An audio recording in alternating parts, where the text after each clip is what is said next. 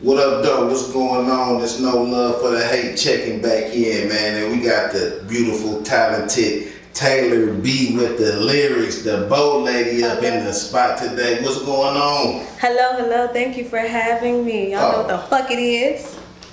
We thank you for coming and being on time and being good energy. You know what I'm saying? It's a vibe right now. All the time. You know what they say? If you're early, you're on time. If you're on time, you're late. I was early, y'all. That's them words you live by, huh? I was in band, and that came off a drum line, so yeah, I live by those. Okay, well, we're gonna start from the top then, since we got right there. Okay, Hello. so where you from originally and where you grew up at? I am from the west side, from Finkel and Wyoming area. Shit, I went to Southfield Public Schools though. Like the last Detroit public school I went to, I was in 3rd grade, maybe. What was it? Holcomb? You ever heard of a school called Holcomb before? I used to go there. Really? Yeah. Yeah, I used to go to Holcomb. Over there by Lashley. Yes. My So police station, yeah. I went to Holcomb and I went to Alex Dow or Langston Hughes Academy. Those was my 2 Detroit schools. And Warrendale Academy. After that, I was in all Southfield Public Schools. Okay. You feel me? So what was childhood like growing up for Taylor B, man? Childhood for me was real close-knit. My mama allowed us to be creative. I danced, so I was the cousin that you took to all of the talent shows to beat everybody. So I was a dancing machine, always danced. I cheered, I kickboxed, I did boxing, ballet. Wow. Again, high school, I was in a band. I was a flag girl. Yeah, I'm here. I love the flags, you know what I'm saying? Shout out to y'all. And I was a tomboy as well, so it was kind of funny for me to, you know, mesh with my feminine side through the creative arts or through performance arts. And then outside of that, I was beating niggas up with my boy cousins. You know, because niggas didn't know if I was a girl or a boy. I had real nice hair and strong features, so I was able to like blend in with both crowds. It was really cool. So you was like a little Snoop off the wire. Kind of, but not really. Yeah. I would say. Not like a girl's part. Yeah, but like rough, tough. The rough one. I was scared to say, you can kind of think of me. You ever watch Codenames, Kid Next Door? Yeah. I'm number 5. Oh, okay. Cool. The black one. So I got on the baggy shirt with the ponytail. That was your favorite cartoon? That was what? That encouraged the hell out of me. Okay, so how much of an influence did that cartoon have on your life? Tons. Okay, first off, with the Codenames, I've always wanted to run in a group of me and my people. Like, that was something that I pride myself on now that I'm in the industry, or, you know, I'm doing this music shit and I have my own team.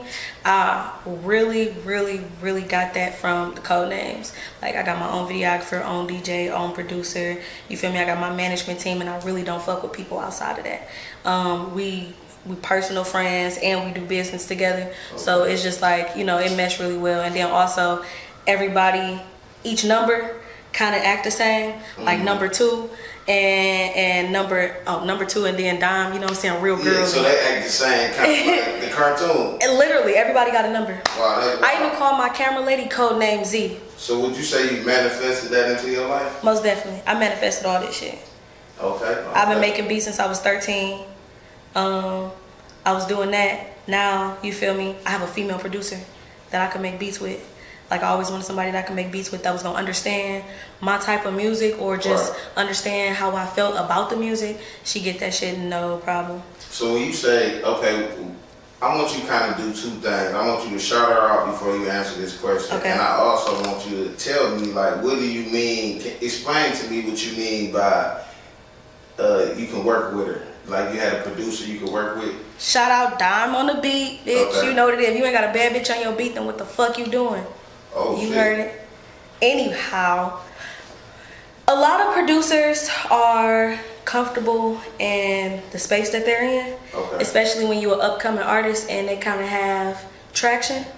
I don't want to say they're not necessarily willing to learn your sound, but there's a lot of resistance because, you know, I can only imagine they've wasted their time with other people and trying to learn shit that was just too much for them, or, you know, that just wasn't working out for them. So no hate, but they most definitely push that shit onto other people who I feel like myself, who know what direction that they want to go in, who know the sound that they looking for, shit like that. So she is one of those people who I can send her a reference, and instead of her trying to make the exact beat, she gonna give me something like it. You know what I'm saying? She knows when I come in, if I'm like, Dom, I need a beat, she'll either throw me some hard shit or throw me some melodic shit. It's really, you know what I'm saying? Whatever mood you in.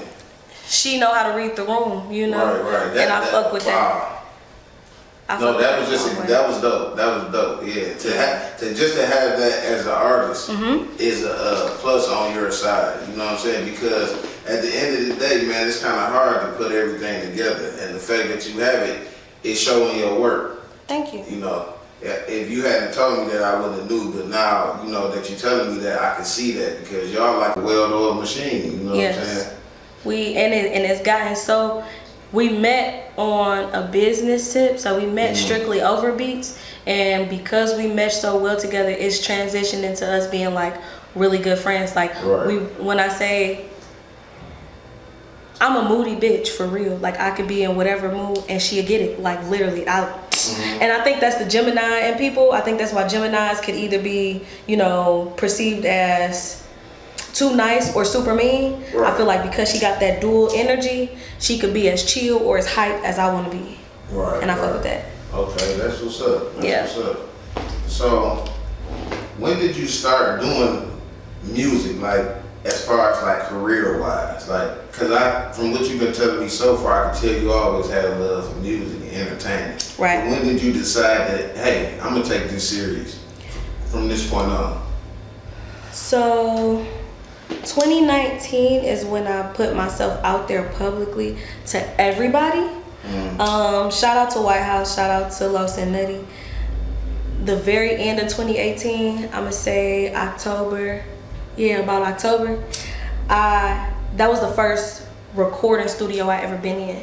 One of my good friends who passed away, shout out to Long Live Huey, you feel me? The movement, them my niggas. But rest in peace, Huey. For sure. I used to send him all my music. 2017, I used to make beats, like I said. I was just, branching out on shit. I was doing communications, broadcasting school, so I had equipment. I was just doing shit or whatever. And it got to a point where he got upset at me because I was sending him good music. So he like, bro, if you don't start recording this shit for real and getting it mixed and going to the studio, and I'm like, I don't even know what the fuck you talking about. You know what I'm saying? He was like, you know what I'm saying, I ain't gonna be listening to none of this shit. So I'm like, all right. Ironically, my little sister, shout out Tasty Pastries, she was like, my friends is going to White House right now. Some young niggas. I go to White House and I was just where I was at. Like I was tied in, like I was making all my music there. So I recorded all my tracks, I'll say the end of 2018, and I started performing them in January of 2019. Okay. So I kind of got serious towards the end of 2018, and then I put myself out there 2019, and from there I've just kept like reinventing myself each year. Okay. All right, so as we can tell, and everybody else can tell. Oh, I forgot to ask you this, how old are you? 300, bang bang, it's like no. I just turned 26 in March. Okay. Yeah. So a little season, you know what I'm saying, but still youthful with it. Yeah. All right, you want me to edit that up? Okay, all right, cool. Okay. So I don't know how to feel about that yet.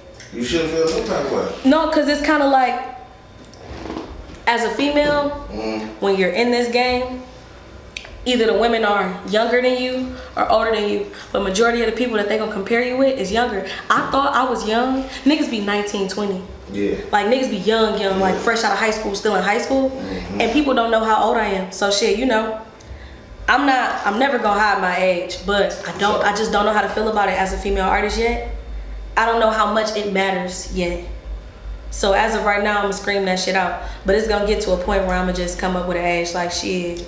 I feel like I feel like this. Video. All I gotta do is go back to this video and just go ahead and do this. No, a couple videos. I got a couple interviews where I talk about like, like, you know, I have no problem. I'm going dates. I graduated high school and so and such and such. Yeah. Niggas is usually 18 when they graduate high school. Right. So you can about guess, you know, based off of references. So speaking of which, what high school? Oh yeah, you said you graduated from Southfield High. Southfield High School. We was the last before that bitch turned into A&T. Southfield A&T. It was the last original Southfield High School.